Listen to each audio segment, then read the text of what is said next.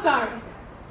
Oh no, truly I am. I'm sorry for so many things to so many people through so many times, but most of all, I'm just sorry I believed all the lies. I guess it should come as no surprise that the right to my body is a disguise based on the notion that a man has a right to anything in his eyes, from my thighs to my hair, and no, not my dreads, but the ones down there, as long as my skirt was short enough to invite him to stare.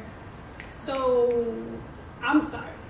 I apologize for this disguise that I put on, but I'm so glad you knew it was meant to turn you on, because the clothes that I wear have no significance to me as a human being. Rather, they're meant for you to define me by what you're seeing. Believing my hemline determines my inner being, I invite you to look down upon me while I suffocate beneath this glass ceiling, so forgive me.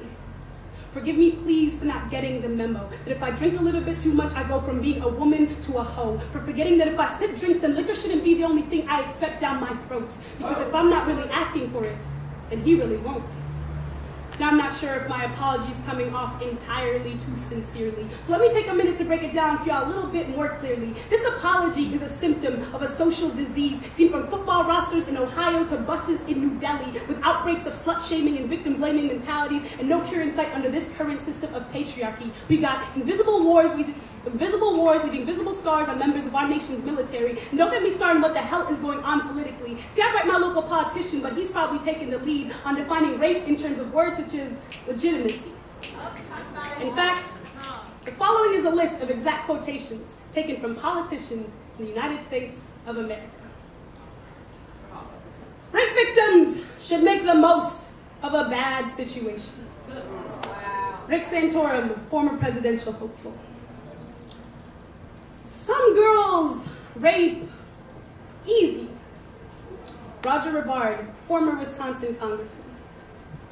Rape is like bad weather. If it's inevitable, you should relax and enjoy it. Clayton Williams, former contender for Texas governor. See, this disease has reached the top of our nation's leadership to the point of being endemic. But even without a medical degree, I've got a 4-step regimen that's sure to end it. Number 1, remember, rape is not about sex. It's about power and privilege. And if you don't believe me, take a detour into our nation's prison systems. Number 2, don't teach women self-defense, modest dress, or other ways to avoid being raped initially. Instead, let's foster a culture that teaches men not to rape indiscriminately. Number 3, if the case makes it to court, I've got advice for those on the bench. Perceptions of character are not as important as evidence. And finally, number 4, if a person is raped, look for the rapist and not the reason. That one shouldn't have to rhyme.